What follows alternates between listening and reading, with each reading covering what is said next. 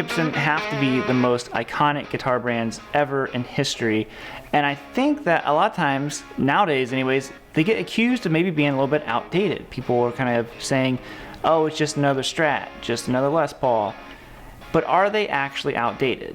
Now, real quick before we get into the video, if you would, hit the subscribe button. You could check out some of my guitar courses. We have a sale going on, the Rock and Roll Bootcamp right now. So that's all linked down below if you want to check it out.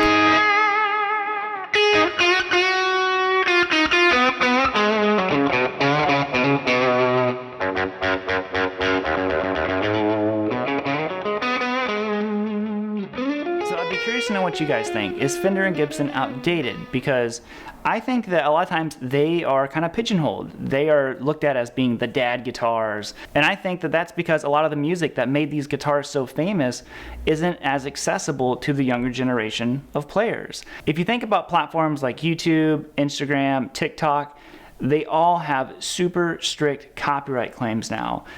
A 12-year-old playing Voodoo Child, copyright claim. So a lot of these, record companies who own the rights to this music, they aren't allowing it out there anymore. So people are just turning to different types of music who are using different types of guitars. The headless guitars, the tempered frets.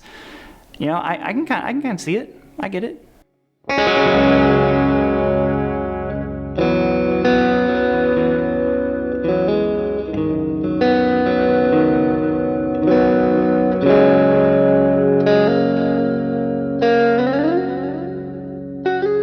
Now, Fender and Gibson have tried to change that original formula of all the classic shapes that we love, and guess what?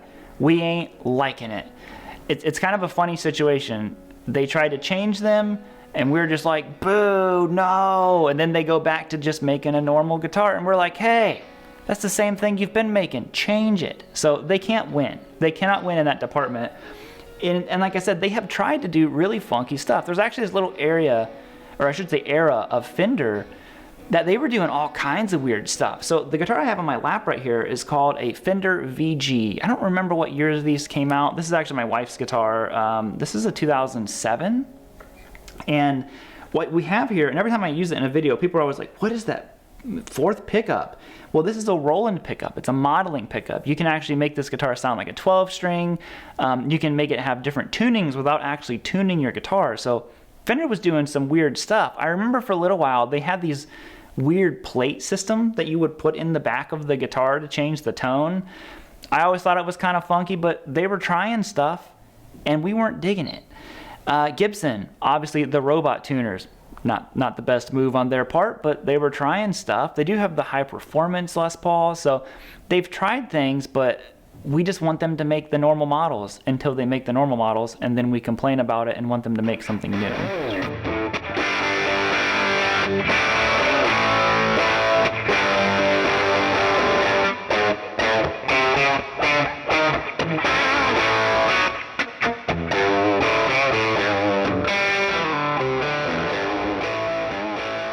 And the final thing here is I do think that sometimes they can both be a little bit slow to embrace kind of a modern change. I think one of the biggest things going on right now is a lot of people want stuff like stainless steel frets in their guitars.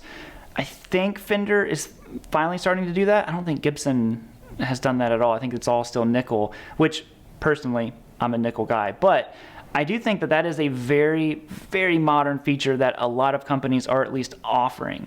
So I think sometimes these trends, they might wait a little bit too long to hop on them, and now it's kind of the standard, and they're just like, hey, I want a Strat with stainless steel frets, or I want a Les Paul with stainless steel frets, and you kind of can't get them yet, but it's going on.